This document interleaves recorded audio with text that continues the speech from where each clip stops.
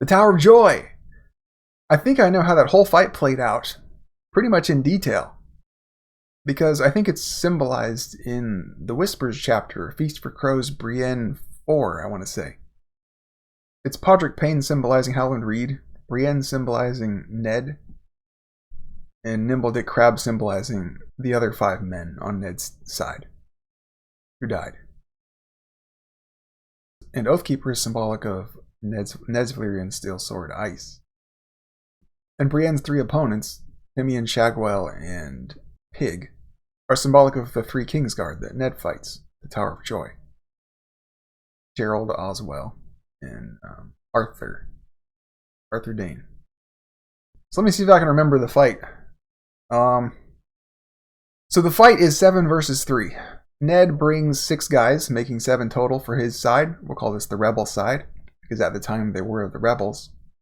Versus 3 Kingsguard. We'll call this the Royalist side, because at the time they were fighting for the royalty, House Targaryen.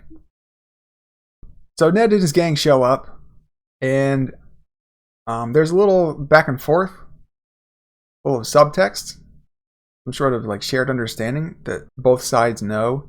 Whatever their dispute is, it cannot be solved with words. It needs to be fought out. And then one of the big questions that we should be asking about the Tower of Joy is, did Ned use ice at the Tower of Joy? Because ice is Valyrian steel, which means that it's super sharp, super lightweight, super fast, and unbreakable. And if you think about Ned's opponents, one of them has a sword just like that. Arthur Dayne has Dawn, which is also super sharp, super lightweight, super fast, and unbreakable.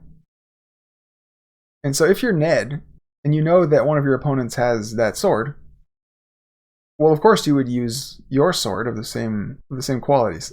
How else are you gonna beat that sword? But also, if you're Ned, you're honorable, and you might not want to use your magic sword because it would be unfair to the other 2 opponents.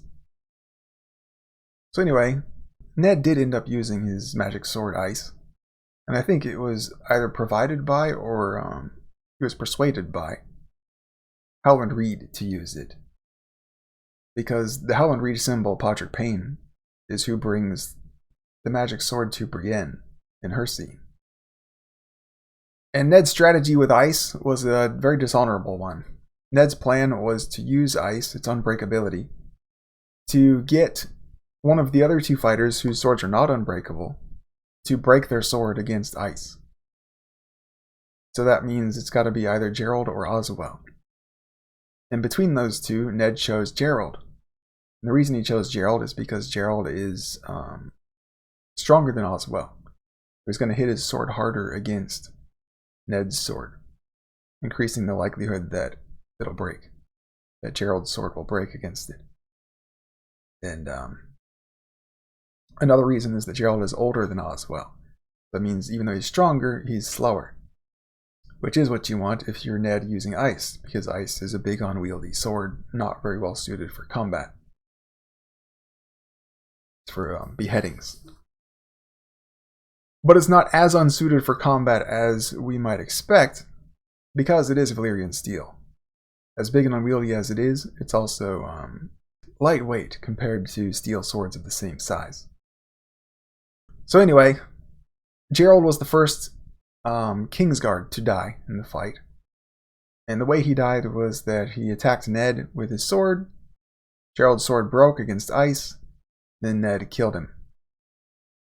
And while Ned and Gerald were doing that, Ned's other 5 men, except Howland Reed, he's number 6, we'll get to him in a minute.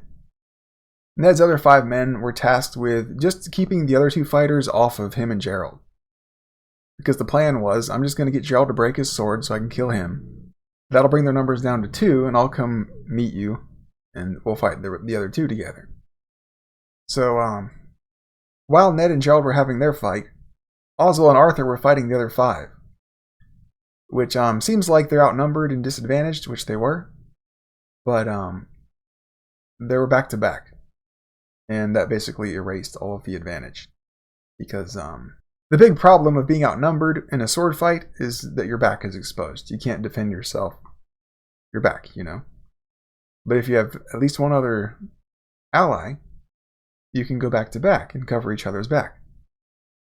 And that works. You can fight off a great number of foes that way if you're very good swordsmen, which Arthur and Oswell are. We can assume they're much better swordsmen than Ned's 5 cronies. It's like Theo Wool, Ethan Glover, I forget who else. There's 5 of them. And I'm not sure about this part, but I think it's right. Arthur's plan was he didn't want to kill anybody. He was trying to win without killing. And I think that's why Ned remembers him as the quote-unquote the most honorable, or one of the best knights he's ever known, or something like that. Oswell was not trying to win without killing. He was killing all of them. So in Oswell and Arthur's back-to-back standoff against Ned's 5 men, Oswell ended up killing all 5 of them, even though Arthur is the better swordsman, because Arthur was trying to win without killing, and Oswell wasn't. But after Oswell killed Ned's 5 guys, and Ned killed Gerald Hightower, Ned, Oswell, and Arthur came together to finish the fight. And these are the last 3 guys, except for Howland Reed. Howland Reed's task was not to fight at all, because he's a terrible fighter. His task was to go into the Tower of Joy and instruct Lyanna on how to help Ned win the fight. So Ned is now fighting 2 Kingsguard at once by himself. It's Arthur Dayne and Oswell Went. And because he's outnumbered, his back is exposed to one of them no matter which way he turns. And so he's basically guaranteed to lose. But just in the nick of time, Howland Reed makes it into the Tower of Joy. He slips past the fight, gets into the tower, goes probably to the top, I think is where Lyanna would be held, and instructs Lyanna, skin change, Oswell Went. And so Lyanna body snatches Oswell Went, and Arthur doesn't know what's happening.